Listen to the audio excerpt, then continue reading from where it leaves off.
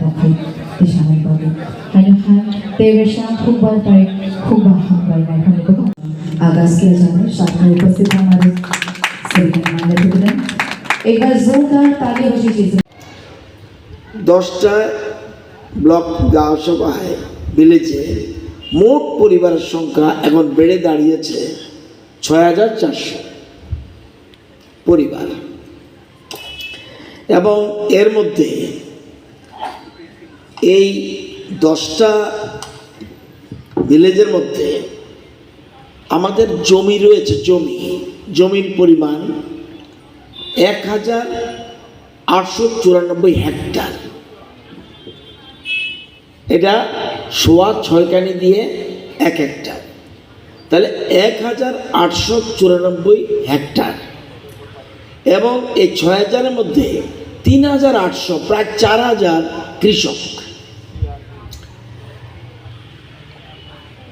তো কৃষিটা এমন এক জিনিস, আমাদের রাজ্যের যত সম্পদ, এটাকে ইংরেজিতে বলে জিএসডিপি, টোটাল সম্পদ যা আছে 100%-এর কৃষি, জিএসডিপির 36% কৃষি থেকে আসে,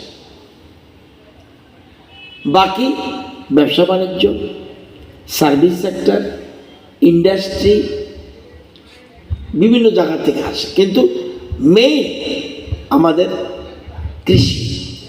এবং 100 জনের মধ্যে 70 জন বেশি কৃষিজীবী। এবং আমাদের রাজ্যের মোট জমির পরিমাণ, কৃষি জমির পরিমাণ চাষযোগ্য 2,55,000 হেক্টর। ইচ্ছা করলে জমি বাড়াতে পারবো না, ক্রমশ পরিবার বাড়ছে, জাতীয় সড়ক হচ্ছে, যখন সড়ক হয়ে যাবে, জাতীয় সড়ক হলে কৃষি জমির পরিমাণ কমে যাচ্ছে, ট্রেন লাইন হচ্ছে, জমি কমছে, নতুন নতুন পরিবার বাড়ছে, কৃষি জমি কমছে। যত উন্নয়ন হবে, কলেজ হবে, জমি কমবে, একলব্য স্কুল হবে, জমি কমবে।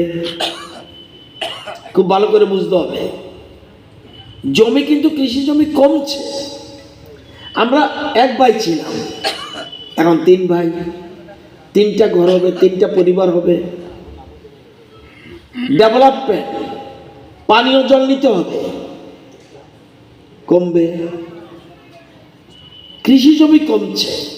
যত বেশি আধুনিক হবে, আধুনিক বলে না আমি আধুনিক থাকবো না, তাহলে রেল লাইন আসবে না, জাতীয় সড়ক হবে না, কলেজ হবে না, ইউনিভার্সিটি হবে না। তাহলে কি করতে হবে? কৃষিকে বাঁচিয়ে রাখতে হবে। এই জন্য দেশের প্রধানমন্ত্রী সবচেয়ে বেশি গুরুত্ব দিচ্ছে গ্রামকে, শহর থেকে গ্রামকে বেশি গুরুত্ব দিচ্ছে। গ্রাম, গরিব মানুষ, কৃষক। গ্রাম, গরিব মানুষ, কৃষক, এই 3টার উপরে সবচেয়ে বেশি গুরুত্ব দিচ্ছে। এবং আমাদের রাজ্যে